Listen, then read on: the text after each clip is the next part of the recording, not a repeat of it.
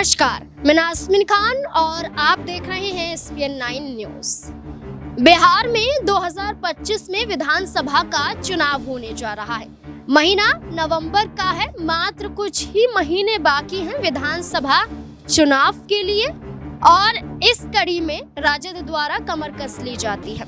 बिहार में पूर्व उप मुख्यमंत्री और मौजूदा नेता प्रतिपक्ष तेजस्वी यादव अपनी यात्रा के जरिए जनता को लुभाने की कोशिशों में लगे हुए हैं। वहीं आरजेडी के तहत एक और बड़ा कदम उठाया गया। इस कदम के तहत मुस्लिम समुदाय को साधने का प्रयास भी आरजेडी के तहत कर लिया गया है।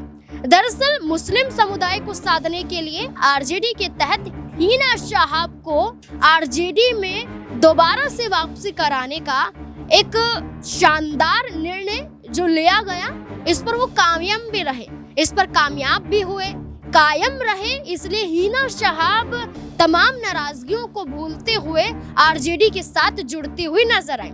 हिना शहाब जिस लोकसभा चुनाव में उन्होंने ये फैसला कर लिया था कि मैं निर्दलीय चुनावी मैदान में उतर जाऊंगी, लेकिन आरजेडी के साथ नहीं जाऊंगी, क्योंकि शहाबुद्दीन जो आरजेडी के लिए एक बाहुबली के रूप में एक ऐसा चेहरा थे जो लगातार सिवान से लोकसभा का चुनाव जीतते हुए आए थे, और शहाबुद्दीन के जाने के बाद, खत्म होने के बाद हिना शहाब वो चेहरा बनी जो सिवान से चुनाव लड़ती हुई दिखाई। लेकिन लोकसभा का चुनाव हिना शहाब सिवान से नहीं जीत पाई, आरजेडी के साथ जुड़े हुए भी और निर्दलीय उतरने के बावजूद भी। इसलिए आरजेडी ने फैसला लिया कि अब हिना शहाब को अपने पाले में करना पड़ेगा, क्योंकि जिस सिवान पर हिना शहाब निर्दलीय उतरी थी, तो उस विधानसभा चुनाव से पहले लोकसभा चुनाव में आरजेडी ने यहाँ पर उतारा था एक ऐसा चेहरा जो कहीं ना कहीं देखा जाए तो चुनाव जीतने के लिए सटीक नहीं रहा और जेडीयू पार्टी की इस लोकसभा सीट पर जीत हो जाती है।